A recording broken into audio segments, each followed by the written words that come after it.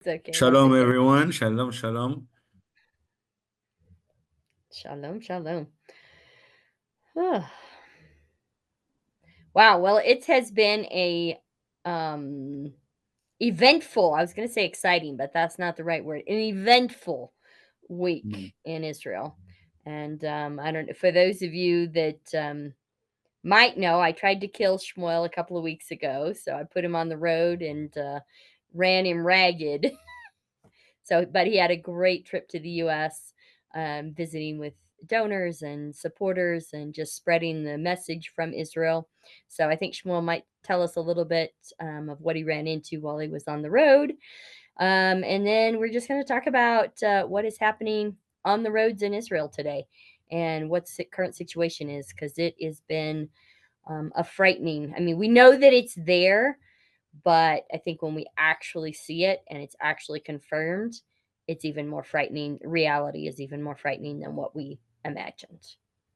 What do you think, Shmuel? Um, yeah, I think I thought that there's a lot to talk about from different angles. And I think we'll talk about what happened in Judea and Samaria in the very end, because I want to try to maybe to try to share the whole perspective of what happens in the Middle East. There's so much going on, and obviously, if you just hear the news once in a while, you see that things here are pretty serious.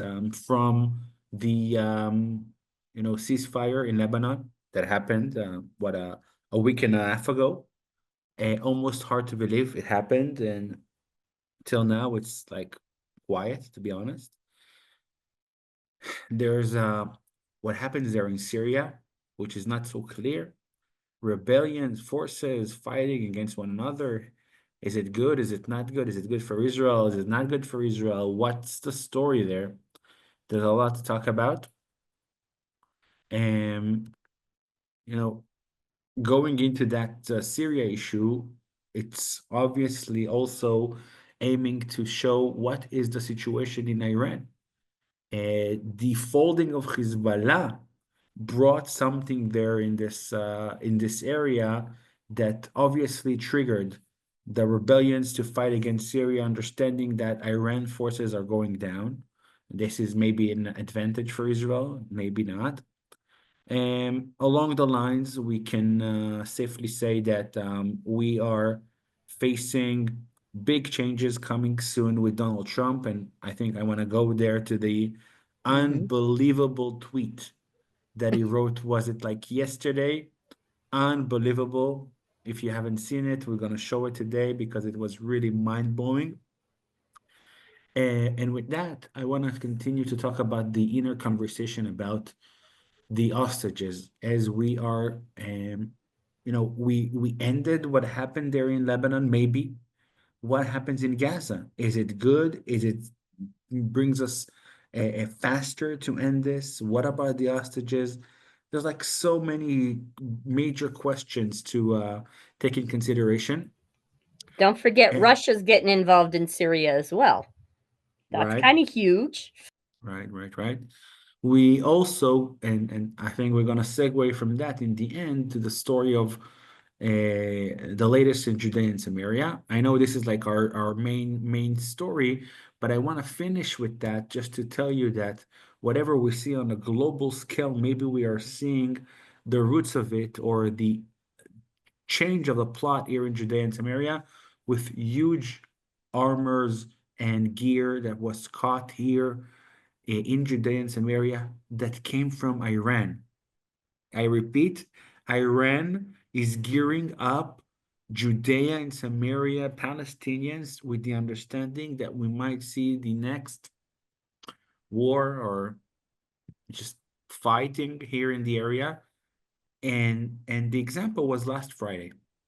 And last Friday we had another terror attack from the classic ones we used to have. Unfortunately, a guy drives from Shechem, from Nablus, in his private car on the side of the road, arrives to a bus station in the middle of Samaria next to Ariel, goes out from the car, just takes his, shotgun or automatic gun and just shoots into a bus. injures 9 people, 3 of them still in bad conditions in the hospital. So all of that and more.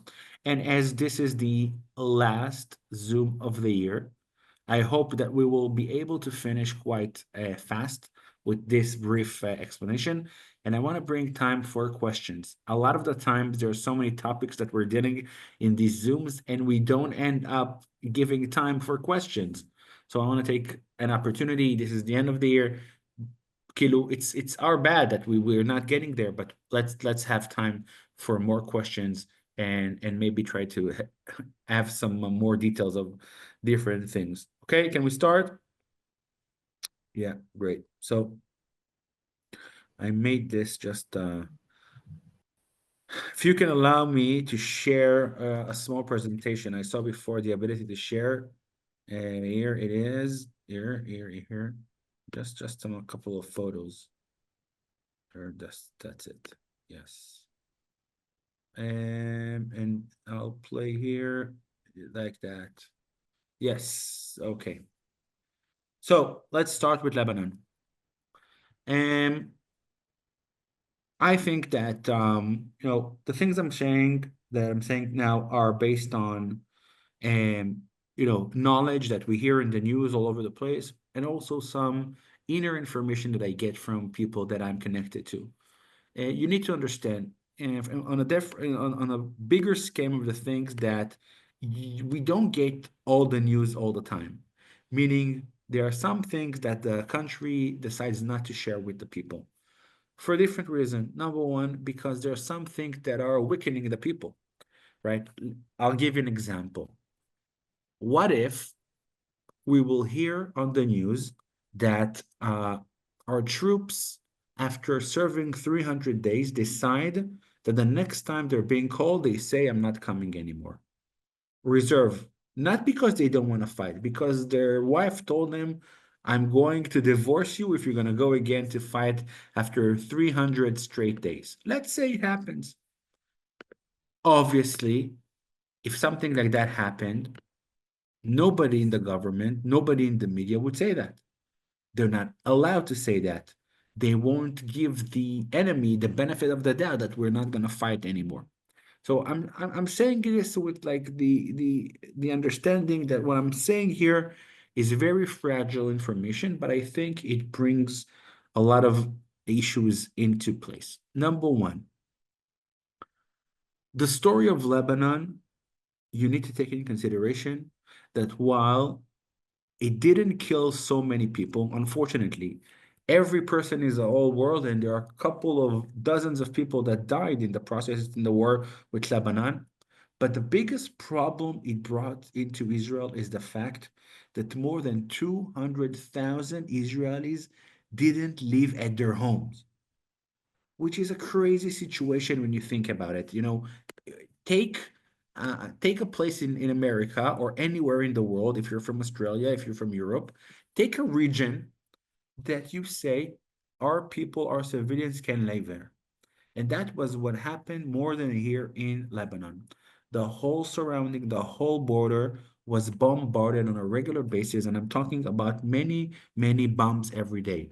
Every person that had the ability to live left. And when I say the ability, I don't mean money and funds, because the government paid for them to move and for them to live in hotels and in places that are going to replace their homes for the year. I meant that if you are a farmer or you have any kind of business that needs to stay there, like you have chickens, you have meat, you have milking cows, you cannot move them even if you want. So 95% of the families, 95% of the individual had to evacuate from the north and to live all over Israel. And as I said, it was more than a year. And that was unheard of, unbelievable. And the state of Israel decided it was one of the goals of the war that our people need to go back to their homes. That's number one. Number two, a ceasefire in Lebanon meant a lot with the psychology of the war. I remind you, that this war in Lebanon started in the 8th of October, one day after the 7th happened, with the sole reasoning that Lebanon said, we are standing in solidarity with our brothers and sisters in Gaza. Now, what does it mean when Lebanon says we're not fighting against Israel anymore? So while they're decreasing the fighting in Lebanon, but at the same moment, they are separating themselves from the Gaza story.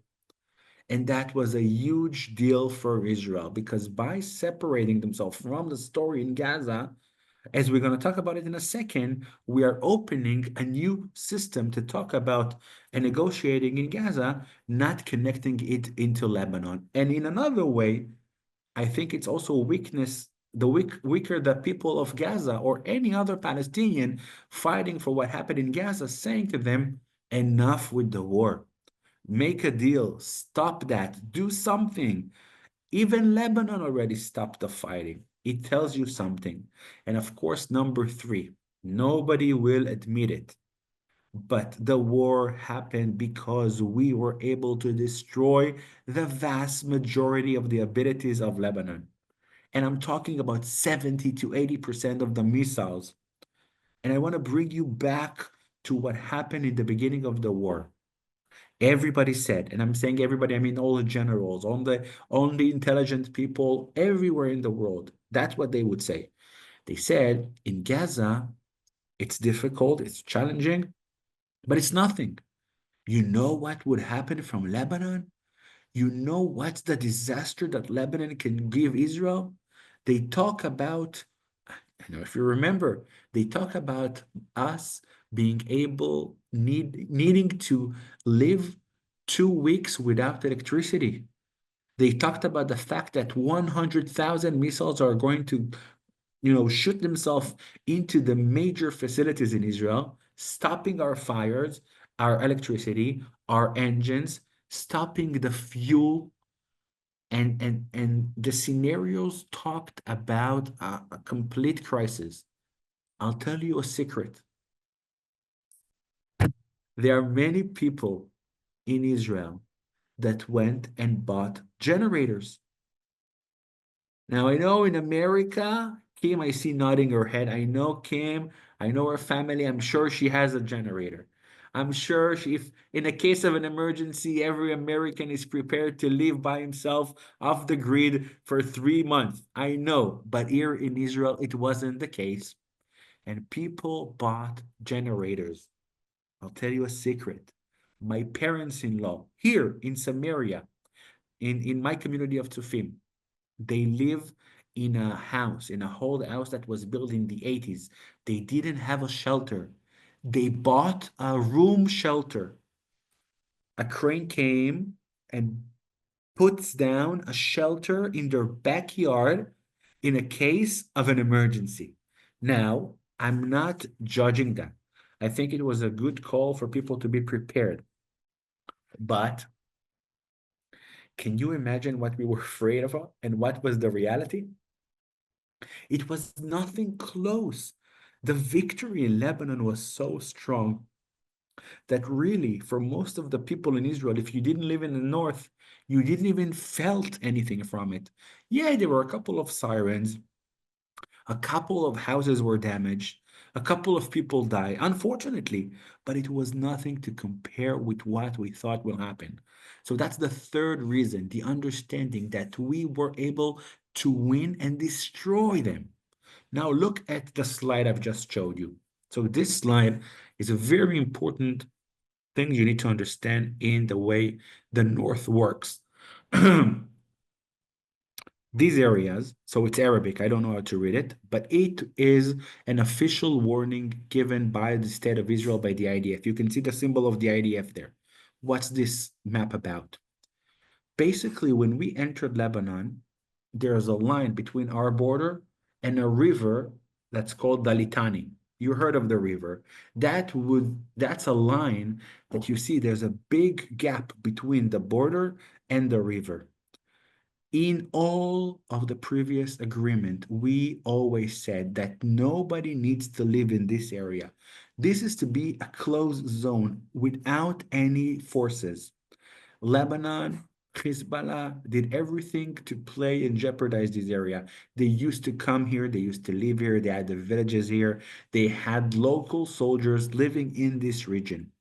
And now, after this attack, after what happened in Lebanon, we basically cleared the area. And we told Hezbollah and we told the civilians, this is an area that needs to be off the grid. You cannot live at this area anymore because this area jeopardizes our communities. All around the border, we have really a lot of communities. And how can they live there when they can see, when they wake up in the morning and drink coffee, they see there's like a fence and they see Hezbollah fighters across the border. That was the reality of their life. And they lived well until the 8th of October. They understood that's the situation. What is the ceasefire going to be like? Number one, we will have the army of Lebanon, not the Hezbollah, walking the area as well from the Litani side to control their people not coming in. There's going to be 60 days of ceasefire just to check that nobody breaks it. And of course, until now, there were a couple of bridges from the Israel perspective and from the Lebanon perspective. Let's see how it's going to evolve. And there will be international forces that will be in charge of what happens there. The 1701 resolution, it was a past resolution. As we said, Hezbollah is not allowed to go southern of the Litani River. Impossible. All the forces that were on the border needs to move away. UNIFIL, the UN forces, are going to have more soldiers in this area to make this area empty. Nobody can live there. Nobody can be in the area. Now, what is the biggest challenge? You know what? This is the time I'm asking questions and I'm waiting for answers. Open your microphone to ask me, to tell me what is the biggest problem in all this resolution? Please. Lack of compliance. This is Maria speaking. Lack of compliance. Lack of compliance, lack of compliance. Maria, yes, she's right, but I'll explain how it works. It's very simple. You signed of a nice agreement, right? People are sitting here with suitcases filled with papers and they're signing papers and they have an agreement. And then a week passes, 2 weeks passes, it's very quiet. And then you have a vehicle of Hezbollah patrolling the area next to the border. Israel IDF sees that. Now the question that comes in mind, they go to their commander and tell them, look, we saw a vehicle of Hezbollah with weapon patrolling the border. Do you shoot and stop them? Do you enter Lebanon? What do? You know you're in a very fragile situation. You know that everything now can burn everything again. You don't want to start a fire once again. You don't want to go into war. So you're in a very delicate situation. And you know what happens most of the time? You look away. You tell your commander, I saw a vehicle, and your commander says to you, what can we say? Leave it. Never mind. Because we don't want to close and we don't want to bridge everything we achieved. So I don't know how it's going to go this time, but I know in the past, whenever we had an agreement, in the end of the day, it was broken because Israel knew they're breaking it and they didn't want to start fire. We hope and we pray that what happened in the south won't happen in the north. And the next time something happens, Israel goes and attacks as fast as possible. This week, when there were weapons and there were things that were bridged in the area, Israel already attacked. Now, I don't know if it's just because it's the beginning. I don't know how it's going to continue, but that's the biggest challenge we have facing in Lebanon.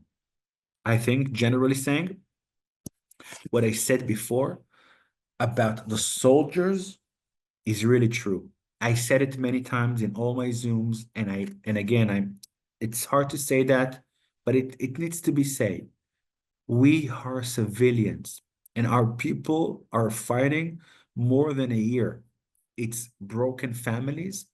It's situations that kids forget their parents, and the pressure and the hard work that these soldiers have, and I'm not talking about young kids, I'm talking about people over 40, it's been too much. And people are being released and then they're being called.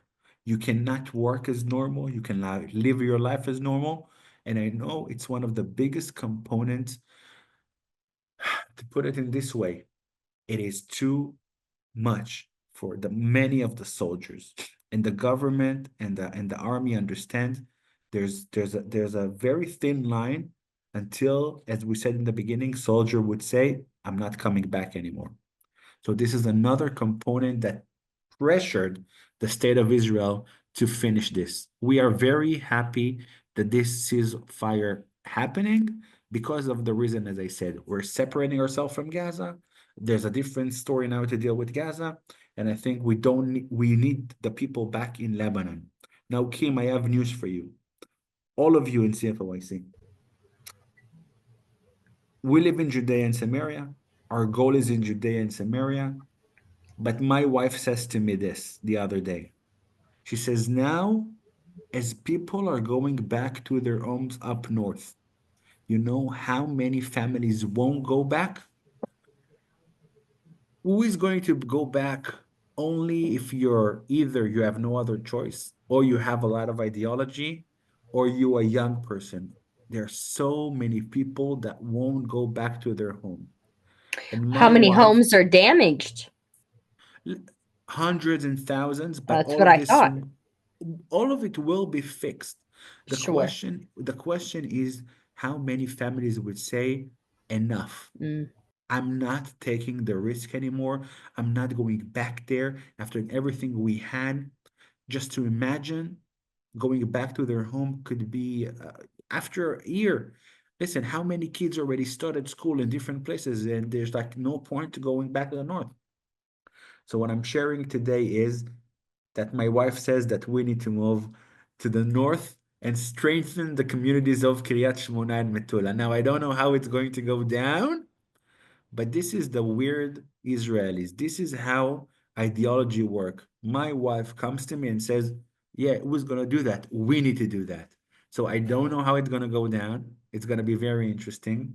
But it might be that I'm going to have a home in Samaria and a home in the north just to strengthen the people, to show them we're standing with you here. We moved. It happened in the past, and there were many times in Israel history, like the strongest one in Gush Katif, that families moved to be with them in the hard time before they were evacuated. It's not the same story, but it's to show the people of the north, to show the people of Hezbollah, we have strength, we're strong. You thought you're going to show us away?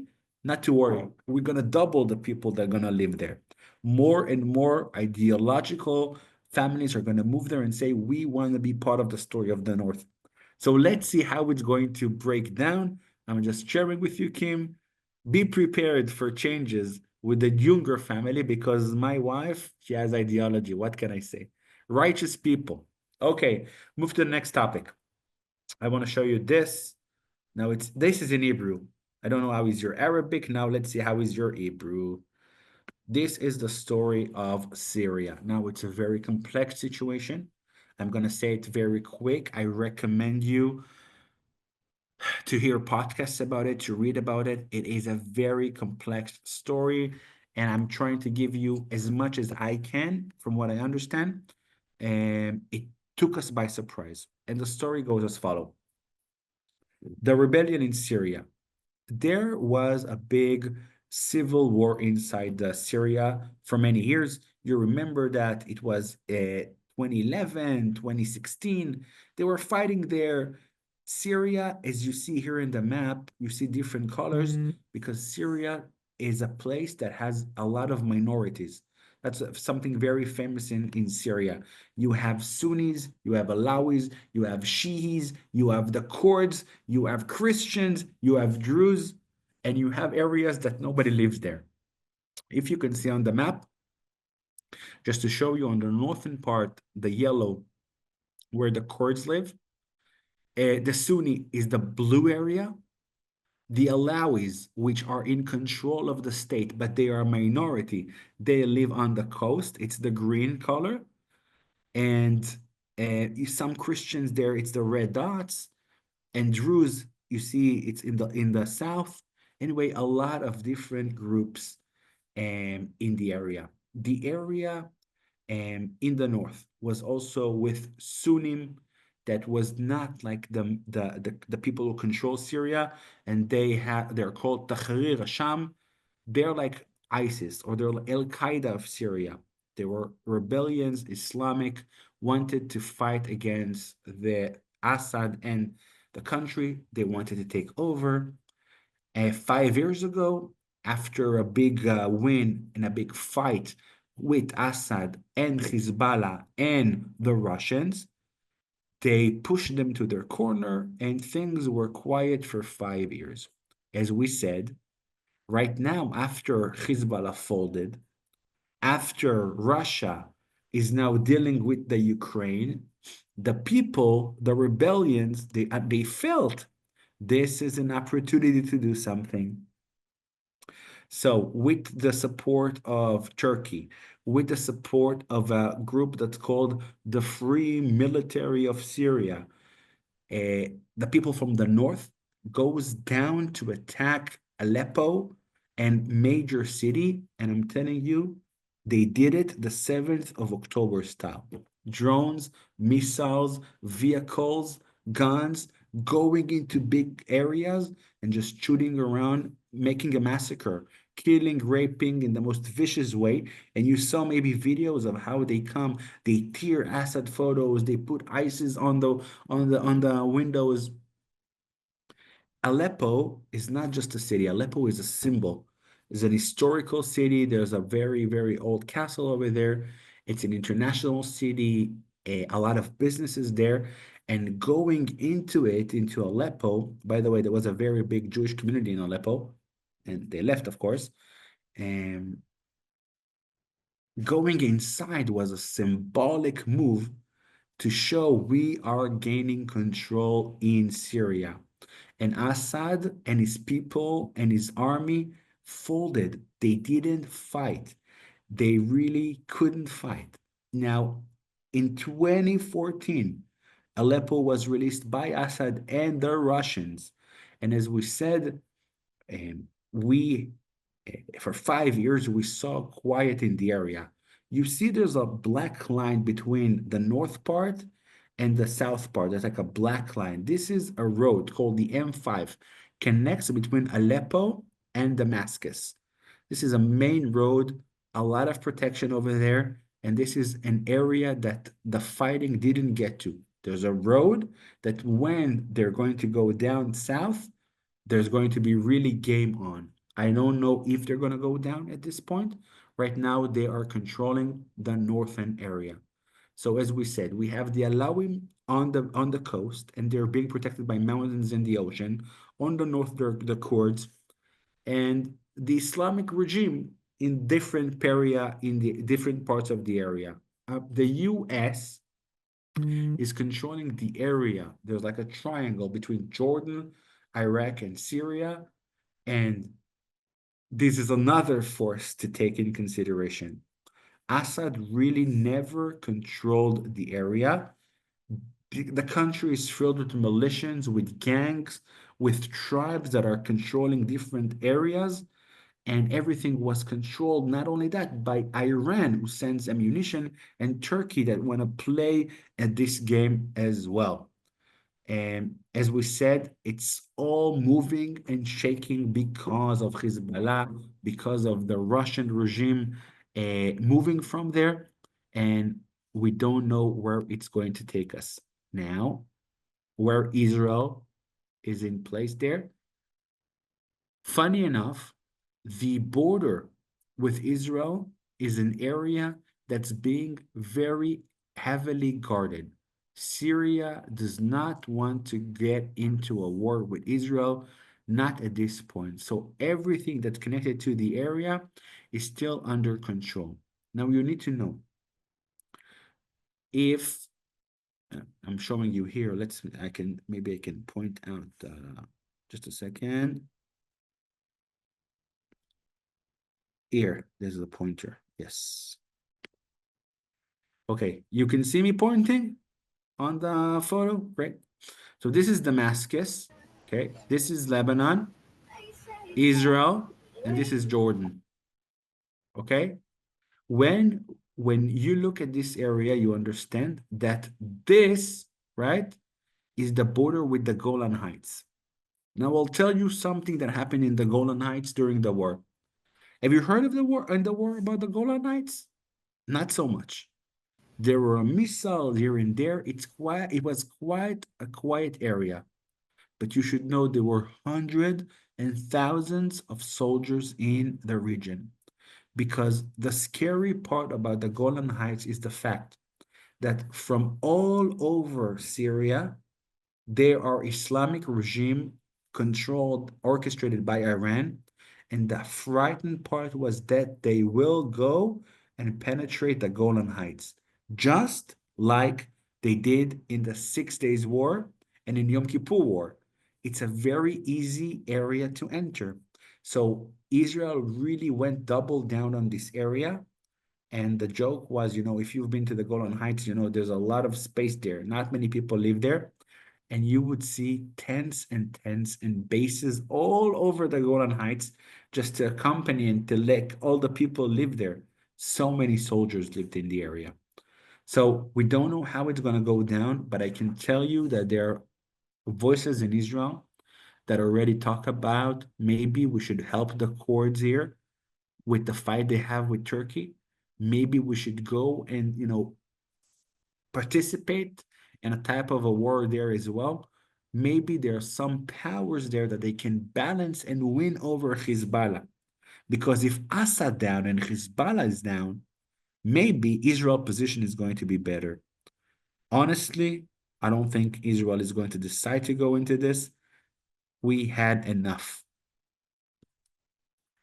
Jumping into the next subject, which is Judea and Samaria. So this is a photo of the bus. This bus on Friday was attacked. You see the ammunition against it. 8 people were attacked. Now, I want to show you this photo, which really blows my mind. This gear was found in the last 2 weeks in Samaria. Given the fact that hundreds of guns, ammunitions, bombs, rifles, grenades, bullets entered Samaria. And where did they enter from? Jordan. By who? By Iran. This is a system. They send it, they put it in trucks in Jordan, they don't check it that well, and they find themselves going into Samaria. Now you ask yourself, so do you understand now that whenever we talked about the ability of the Palestinian Authority and the Palestinians to do the same attack as the 7th of October, can you imagine now they have the intention, they have the ammunition, they are close by to our communities? According to our intelligence, they already have the tunnels in place.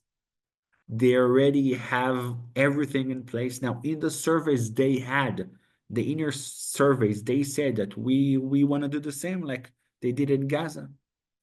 That's an unbelievable situation. And I want to segue to another story. came to share a story about what happened this week with innocent people driving in Samaria, just for you to understand what we are facing. Well, I didn't read the whole story. I just read the headline, but I know it was Friday night or Friday afternoon. A mom and her 3-year-old was driving for a family Shabbat dinner, and so she didn't know where she was going, so she turned on Waze, Google Maps, and was following it, and it took her the wrong way, into a hostile Arab village. Now, I can relate to that, and thank God she was okay. The baby's okay. Everybody's okay. But they had to get rescued by the IDF. It was it could have ended so much differently. And in September of 23, when Katie and I were in Israel, we were driving, and I've driven out of Karnei Shomron into Jerusalem, thankfully, dozens of times. And so I kind of knew the road. We didn't know exactly where we were going in Jerusalem, so we had Waze on, and we were driving, and all of a sudden it starts giving us directions to turn left into an Arab village. And I knew where I was going enough that I was navigating, Katie was driving, and I told Katie, "Don't turn left. Like, just go straight. Do not turn on. I don't know why it's taking us into this road." And we never did. We couldn't figure out, like, there was no reason for the map to take us into that Arab village, but that's what it was doing. And I just it really was gave me chills, because had I not known where I was going and had I just been following the map, like, God knows where we would have ended up. Like, it could have been so bad. So I definitely can relate to that. And it's it's that simple. I mean, I think here in America, I don't know how it is in Europe or Australia, but I know here in America, if you're driving in the inner city, or driving in a city that you don't know, Shmuel, you might have some experience. I've had Shmuel stay in a couple questionable hotels. Anyway, you're in kind of a bad part of town, and you kind of turn the corner and you go, "Wow, I just don't belong here. This isn't it." But while you might feel uncomfortable, it's not you don't fear for your life usually. Um, in Israel, it really is that simple. Of you turn a corner, you make the wrong turn, and it's a life threatening situation. It's not just, wow, I'm in a bad neighborhood. No, you're in the wrong neighborhood, and it's life consequences. So I don't know if you remember that I think it was already 20 years ago. The Yeah. soldiers that took the Yeah, I would thought wrong of them. turn Yep. in Bet El, they Yep. found themselves in Ramallah, and they had Mhm. the lynch with the famous people, showing the Mhm. blood on their hand.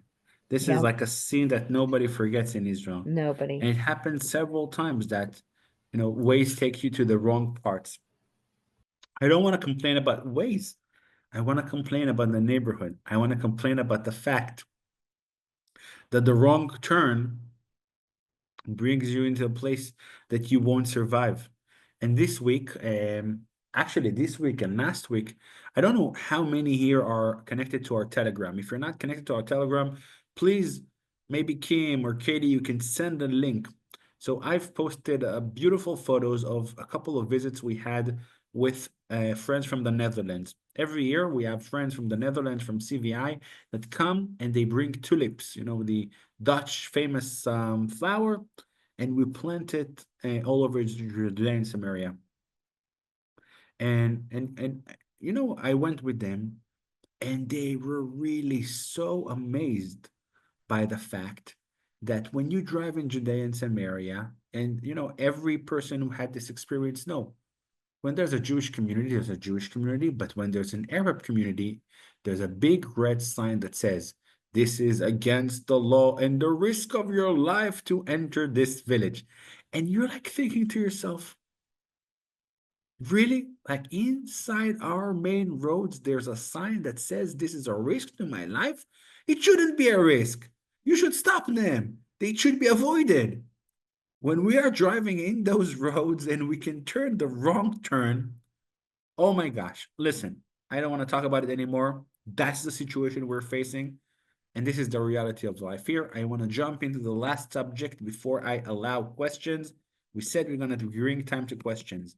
How do I move to the next slide? Just a second. What's happening in here? Just a second. Let's share it again. Yes. No, why doesn't it move?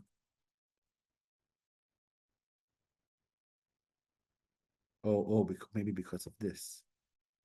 Yes. Just a second. No.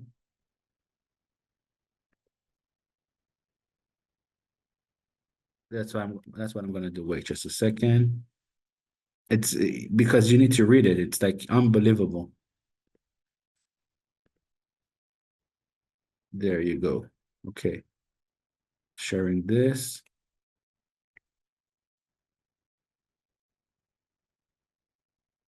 Now let's do this again, and I will share this. Thank you. Yes. Great. Okay, this is what I wanted to show you. You know English? Let's read it together. Unbelievable. Really. Almost it's okay. Everybody's talking about the hostages who are being held so violently, inhumanly, and against the will of the entire world in the Middle East. But it's all talk and no action. Please let this truth serve to represent that if the hostages are not released prior to January 2025, the date that I proudly assume office as President of the United States, there will be all hell to pay in the Middle East. And for those in charge who participated, who perpetrated these atrocious against humanity, those responsible will be hit harder than anybody has been hit in the long and storied history of the United States of America. Release the hostages now. That's a statement. Wow. Okay, I hope you saw that. No, I hope you saw I that. didn't see that. That is What? amazing. So, Oh, so, wow. so that was released on Twitter yesterday. And I think Wow. there's nothing to add on top of it. Now, this is what Israel is now called the Trump effect. The Trump effect says that our enemies are so afraid from what he will do. They're doing what he asks for even before he starts office. And it also connects to the Lebanon that we started with. You know, the fear of what will happen and the deal they would negotiate after is going to be in place made them also to make it quicker and closing the deal. So now this is a real open invitation to war and all hell against Hamas and the people who were in charge. I cannot see a way that they won't wake up, that they won't wake up and realize they need to move fast. Now, take this in consideration and the understanding that Trump is in power. Lebanon is already finished. I feel that this is really an absolutely amazing opportunity to make a deal. Now, let's open this for a second and say it. Because if it's not clear until now, we should say it.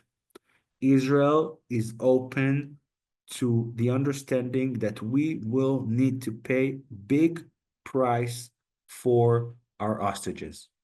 We do not dream to receive all of them without giving anything back. What is getting them back is number one, yes, we might need to release a lot of their hostages or the people who are sitting in prison. They're not hostages, but people that already are terrorists. Number I was to one, say they are not hostages. they're They're not hostages. prisoners. Yeah, they live They are pretty they well. are You're right. yeah. You're right. They're You're right. not hostages and they are prisoner terrorists. Let's be Prisoner clear on terrorists. that.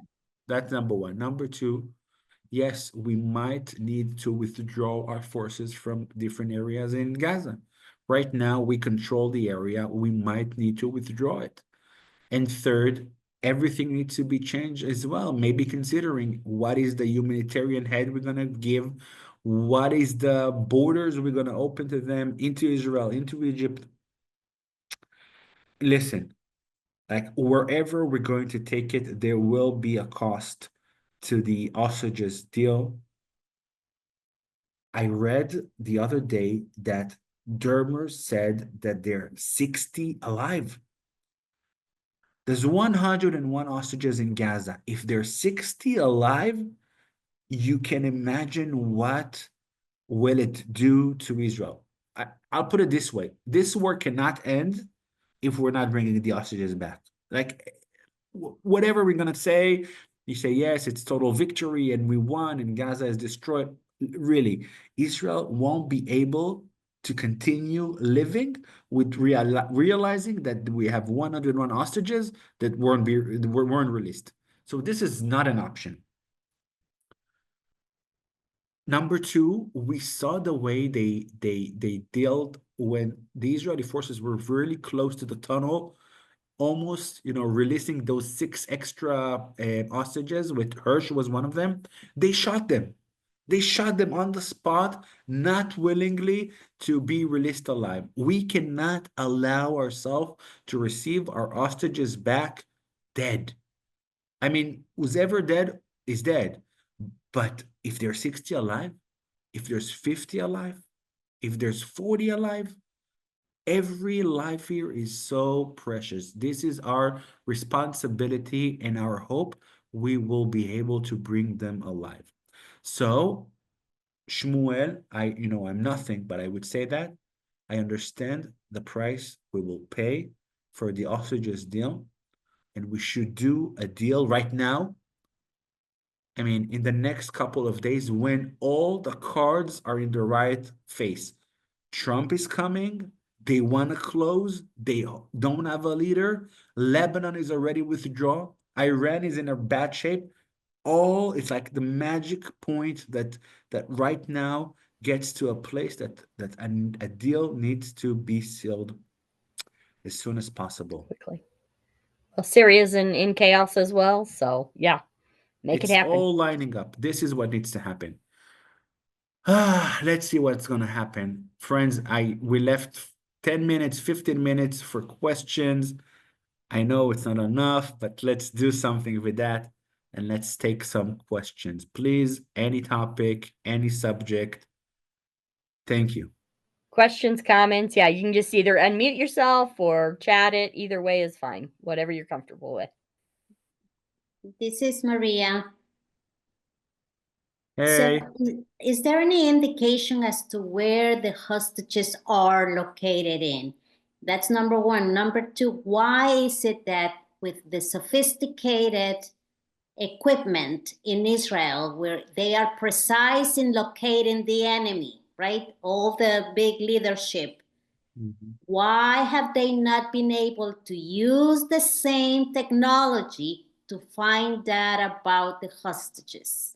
You should have asked this question the opposite direction. Why? And then, are they available? The truth is this, Maria. We know where they are.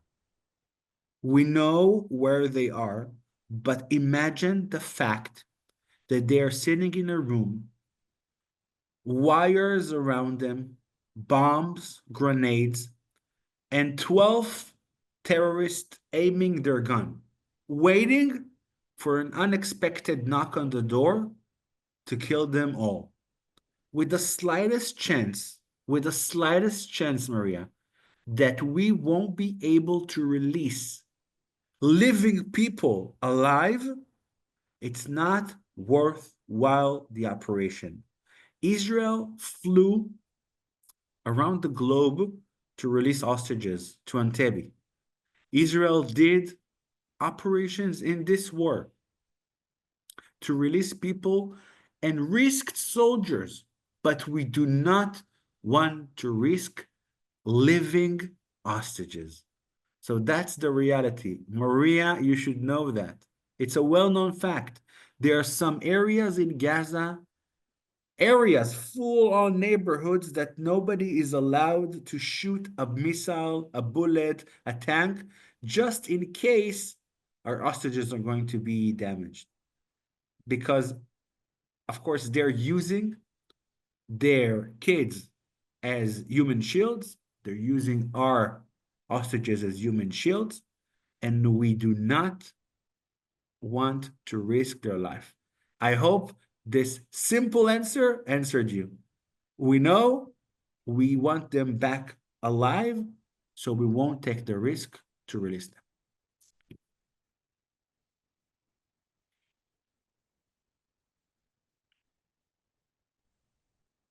With the Israeli soldiers drawing back from the north, they will probably go back to Gaza and then hopefully eliminate more of Hamas in Gaza. And hopefully the ones that are guarding the hostages will be isolated, and they need food, they need water, they need all kinds of things. They will maybe in time just not be able to stay alive anymore. While we hoped for that scenario, you need to take in consideration the fact that our hostages are starving as well. They are in the worst condition for more than 400 days. It is not a situation when people are being guarded in a nice place with food, and this is just a game of negotiation. What the terrorists don't have to feed themselves, our kids don't have to feed themselves.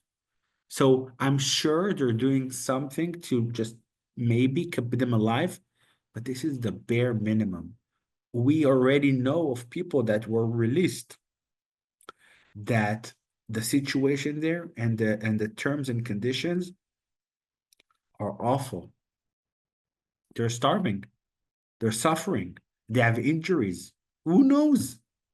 So it won't be an easy way out that they will withdraw or they will say, okay, you know, we can't make it anymore. I want to remind you as well that Israel is still bringing, I mean, that's another phenomenon that you can't hear anywhere else. There's a war, and you're giving the enemy food and supplies and medicine and everything you need. Okay, so we're doing that, and we're giving trucks full of medicine and food and flour and everything that Gaza need.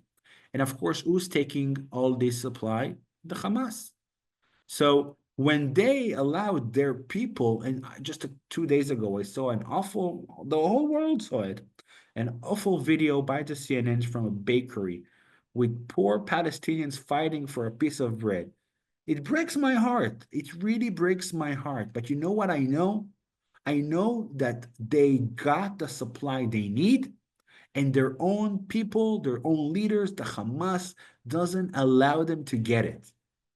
So take the fact that they control the supply, take the fact that the only thing they have standing for them, these are those hostages, they won't bring the white flag anytime soon. They will fight until the last minute. And I think the only way, I'm sure we tried everything, the only way to bring those hostages out will be in an agreement.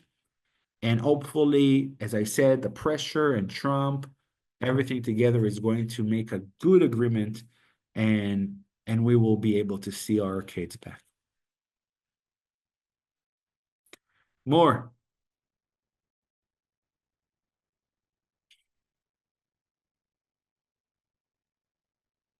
I saw that there was a new border fence being erected between Jordan and Israel to stop the inflow of weapons of Iran via Jordan into the West Bank or into Judea and Samaria.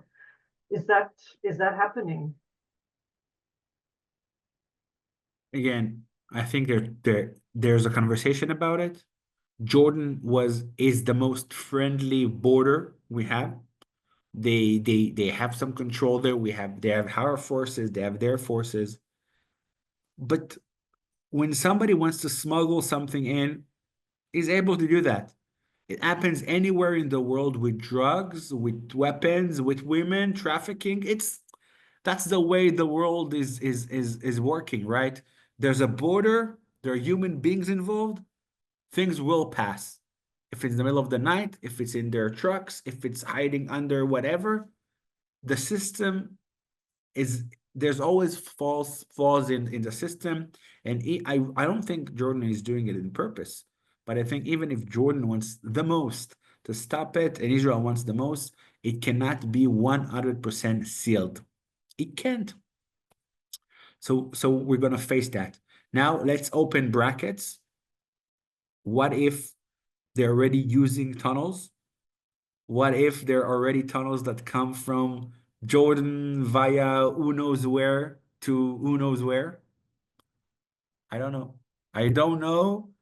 And honestly, I hope we won't know soon. Not easy. Last question. What are the chances of Israel annexing Gaza and Judea and Samaria? That's a very good question.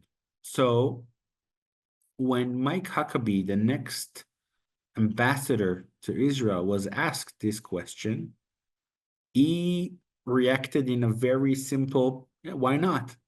It's an option. Why not? I will divide it into two. I think annexing Gaza will be a difficult story to do. I think Gaza will need much more of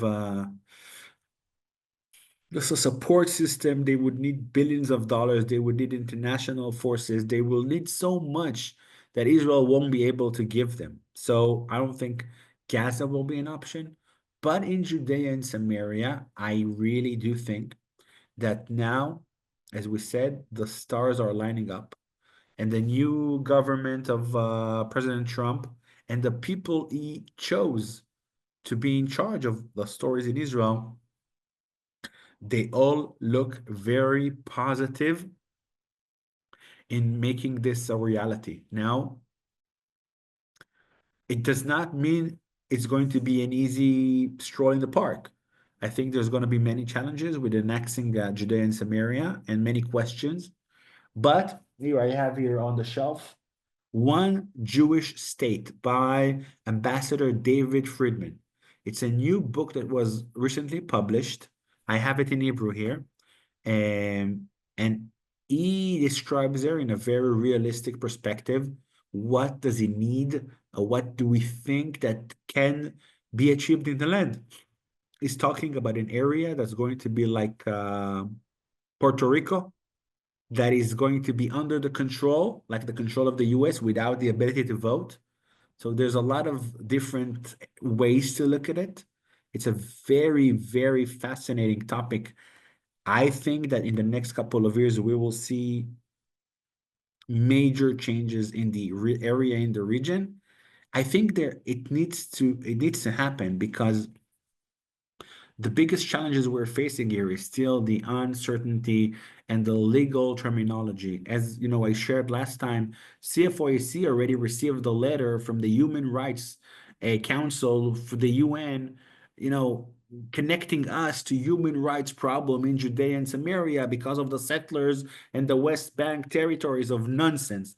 Every time I'm talking about it, I'm getting like, ugh.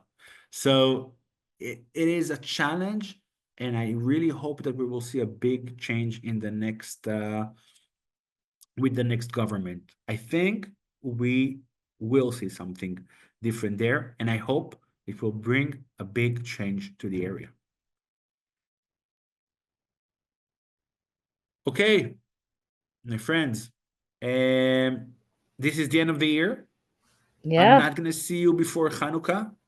So let's connect that. Let's say that. So I wish you all Merry Christmas, Happy Hanukkah, and all the best for the end of the year. May the end of the year will bring us lights that we will take for 2025, and it's going to be an improvement of every aspect in Israel and outside of Israel. I really know, I feel that, you feel that there's more hope in the air in the last 2 months than ever. Like not in ever, like in the last year and a half. It was very dark. and now we're hoping for good improvements and good things. If there are people here from Australia, Mary from NZ, I assume it's from New Zealand, maybe. So there is an ongoing plan to come in February to Australia. We have a very busy plan. Kim, you think you make me work hard? Pam in Australia, I'm staying 14 days there, Wow. traveling all over the place. And if you're from Australia, if you're from the area, or if you're from the US as well, we are still looking for places to come and talk and share, churches and home groups. Reach out to Kim, reach out to me, bring us out there. We want to talk, we want to share, we want to bring the message of Judea and Samaria to the people. I think we have a very important message to give, and I think we're Definitely. looking at a very crucial time to the state of Israel. So we are here, reach out to us, and let's do something together. Thank you, my friends. Thanks for joining us, guys. Yes, absolutely. We are scheduling 2025. It's here. It's upon us. So thank you so much for coming. Quick question, Kim, and Sure. the NRB. What's your Yes. plan with NRB? We have a booth at the NRB. So Sandra and I, Shmuel will be in Australia, but Sandra and I will both be in Dallas at the NRB this year. Oh, nice. We haven't been at the NRB for decades, but we're going to be there this year. We have a Bible student couple that lives like 10 minutes away from the location. Ah, okay. So I'll write to you about perhaps options for getting them in. For sure.